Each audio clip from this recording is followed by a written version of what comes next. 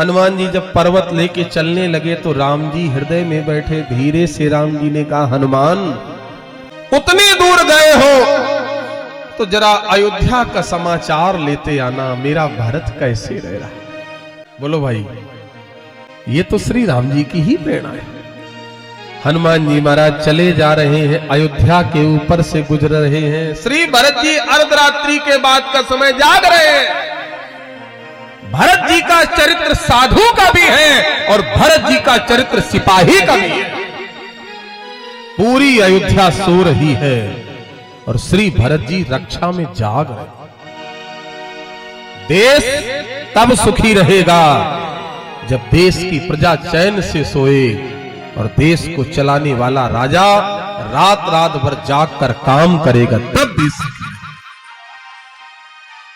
कोई भी राजा हो, किसी भी पार्टी का राजा हो, मैं राजनीति की बात नहीं करता हूं। श्री भरत जी जाग रहे।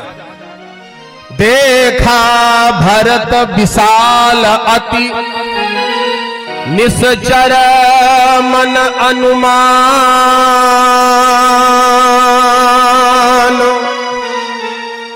भरत जी ने देखा इतना विशाल, मन में सोचा राक्षस है। ऊपर से हनुमान जी इतना विशाल पर्वत लिए। भरत जी ने सोचा अगर ये पर्वत अयोध्या के ऊपर डाल दिया गया तो वही दशा होगी जो हिरोशिमा नागासाकी की हुई थी। भरत जी ने सोचा एक काम किया जाए, इनको नीचे गिरा उतारा जाए। तो बाण निकाल के धनुष पे चढ़ाया। मन में विचार आया केवल अनुमान है, ये निशाचर है, कंफर्म नहीं है, इसलिए बाण का फल तोड़ दिया। बिन फर बासायक मारू चाप श्रवण लगता। भरत जी महाराज ने जिस समय बाण मारा बिना फर का, श्री हनुमान जी महाराज के फल मुरछी मही लागत सायक सुमिरत राम राम रघुनायक।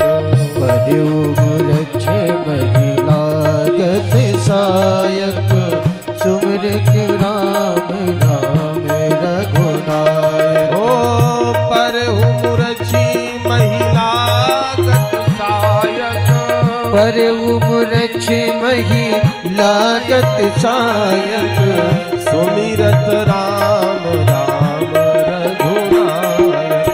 सुमिरत राम राम रघुनायक। पर मुरछे मही लागत सायक सुमिरत राम राम रघुनायक। श्री हनुमान जी मूर्छित होके राम राम कह के धरती पे गिर पड़े। भरत जी के कर्ण कोहरों में जब राम राम शब्द आवाज पड़ी, व्याकुल हो गए भरत जी। जिस मंत्र का जाप अहरनिश सोते जागते मैं करता हूं, वही मंत्र इस बंदर ने भी बोला। अब तो श्री हनुमान जी महाराज को भरत जी जगाने लगे। संस्कृत रामायणकारों ने तो यहां तक कह लिख दिया कि भरत जी ने जब हनुमान जी को जगाया, हनुमान जी नहीं जागे तो भरत जी ने अपनी शपथ देते हुए कहा, विधाता अगर इस बंदर की आयु पूर्ण हो गई हो तो मेरी आयु इस बंदर को लग जाए, स्वस्थ हो जाए। जागती नहीं बहु भांति जगावा, महात्मा जी नहीं जगाए, अब भरत जी ने अपनी सागर अभी तक स्वयं जगा रहे थे, लेकिन अब रघुनाथ जी के चरणों की सौगंध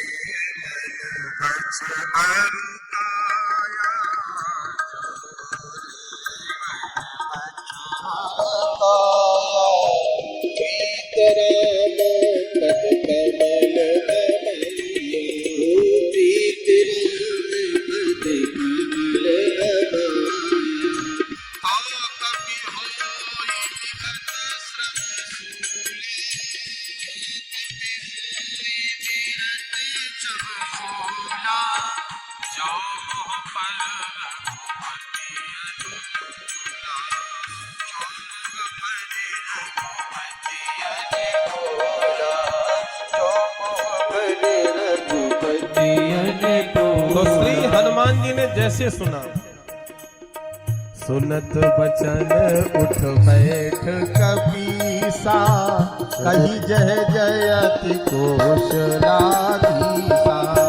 कपि बचन बैठ कपीसा, कही जय जयति कौशलाधीसा।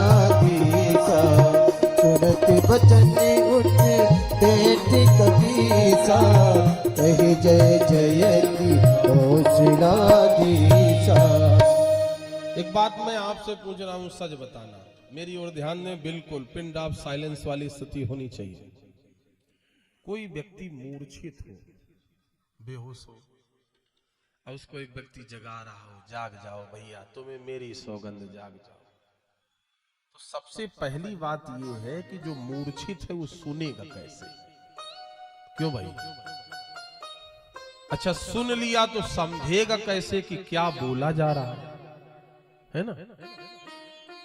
यहां पर श्री हनुमान जी महाराज को भरत जी जगा रहे हैं, तो श्री हनुमान जी ने सुना कैसे और सुन लिया तो समझा कैसे कि बोला क्या जा रहा है?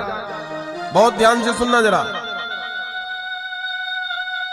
राम कथा के हिमालय महापुरुष पूज्य पाद पंडित श्री राम किंकर उपाध्याय जी ने गजब की चोट की। यहां पर भरत जी जगा रहे, हनुमान जी उठो उठो, हनुमान जी नहीं जाग रहे, लेकिन जैसे भरत जी ने कहा मन वाणी कर्म से अगर मैं रघुनाथ जी का सेवक हूं, तो ये बंदर उठ के बैठ जाए।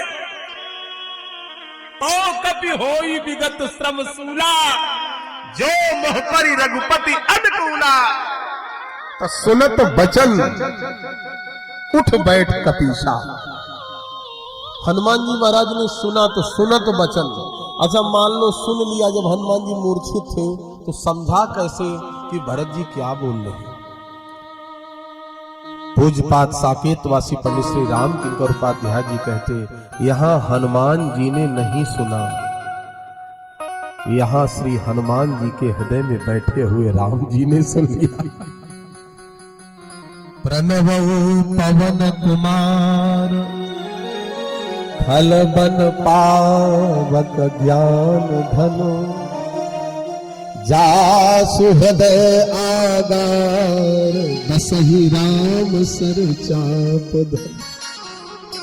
हनुमान जी के हृदय में श्री राम जी बैठे। राम जी ने कहा हनुमान उठ जाओ, तो सुनत बचन उठी बैठ कपीसा, कपि धन ईसा।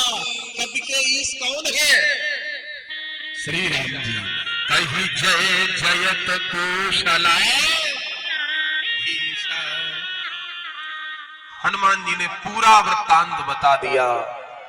भरत जी, लक्ष्मण को शक्ति लगी है, मैं बूटी लेके जा रहा हूं। भरत जी ने जब ये वृत्तांत सुना तो रोने लगे।